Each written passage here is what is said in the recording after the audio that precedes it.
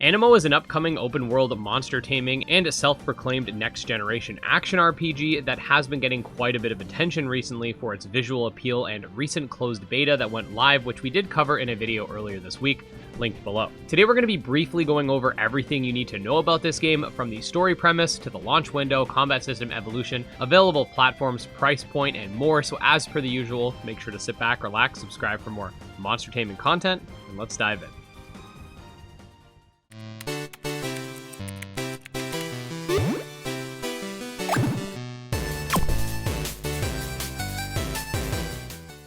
Okay, so I've recruited a little bit of help for this video from a buddy of mine that many of you probably already know, Barry Bandit, who not only has a PC that can very well handle this behemoth of a game, but also has been grinding it quite heavily due to the beta access period, which will be closing soon. And he will be helping me out with some key points, so make sure to subscribe to his channel for even more monster taming content. Okay, so the game starts out with you as a streamer who gets a ticket to go to a planet with these strange creatures living on it called Aniimo.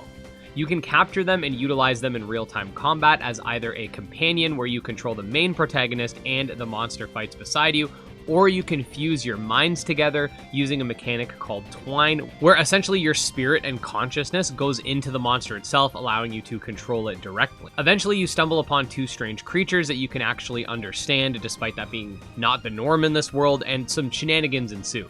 It's definitely got its own approach to its story and stands as something unique. With roughly 6+ hours in the beta so far, Ed actually wanted me to talk about the combat system. Let's talk about the dynamic combat system of Aniimo, highlighting its various detailed mechanics. Real-time and dynamic combat.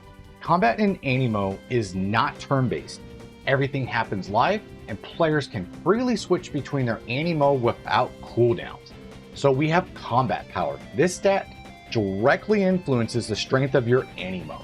We also have Aniimo stats. Each Aniimo has HP, physical attack, and physical defense, magic attack and magical defense, and speed. We also have critical hits. These provide a 1.5 damage boost. And what's really cool, Animimos actually have personalities as well.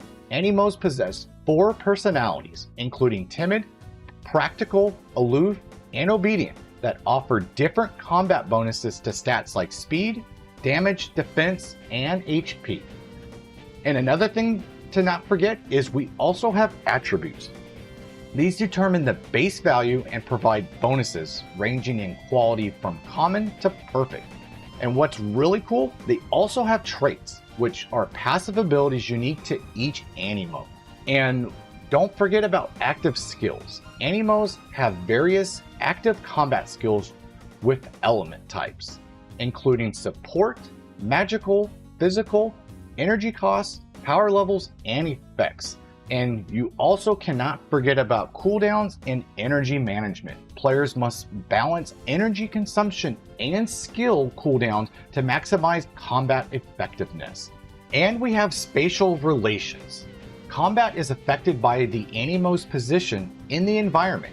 For example, we have Flying Aniimo, which can evade ground attacks, but are prone to range attacks. Tunneling Aniimo can only be hit by Tremor skills. And then don't forget, we also have ultimate attacks. Each Aniimo has an ultimate ability with multiple charges that are refilled by dealing damage and using skills. And then we have category of attacks. Skills are categorized by their function. For example, dodge, shooter, dash, weaken, strengthen, healer, aim, charge, and shield. And we also have non-energy consuming attacks. Left-click attacks do not use energy and can be used to perform combos. And then another cool feature that I also found are loadouts for skills and teams. Players can create custom loadouts for the Animimo's active skills and even for their entire Aniimo team. For example, you can use combat or movement or just exploration. Depends on what you want to do. And then this is one big thing that kind of evaded me, which I had no idea that this even existed until later in the actual beta, is stacking effects. Many effects from traits, skills, and debuffs can stack, adding depth to combat strategies.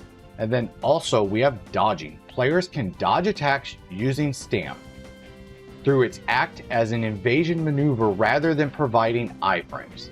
And then don't forget about team composition. Critical for success with roles like DPS, healers, and support. And we have resonators. So what are resonators? They are equipable items that provide passive buffs and increase combat potential. For example, you can do critical damage boost or increase rapid. And then also we have Pathfinder combat skills and talents. The player character can also participate in combat using skills to buff Aniimo. A deep talent tree allows for further customization with active and passive skills that enhance the Aniimo and even unlock evolution. So let's talk about evolution. So basically what I've seen so far in the game itself, evolution seems to be kind of like a requirement for some monsters. And what do I mean by that is some are unlocked by levels, some require certain missions or quests. It depends on what the actual creatures, not all creatures can evolve, but so far evolutions seem to be kind of a simple mechanic, and basically they just change into a stronger monster at this point. But also, speaking of changing, I actually found this really cool mechanic called change forms. So if you guys see on the screen right here, you can actually change the forms of your actual Aniimo, which is really a kind of a cool feature. So if you catch a base form and you like this other one, you can actually change it by just using an item, which I thought was really cool, kind of like a really cool feature there. But yeah, enough of me. I will give this back to Ed, but thank you, Ed, for having me on, and I will see you guys later.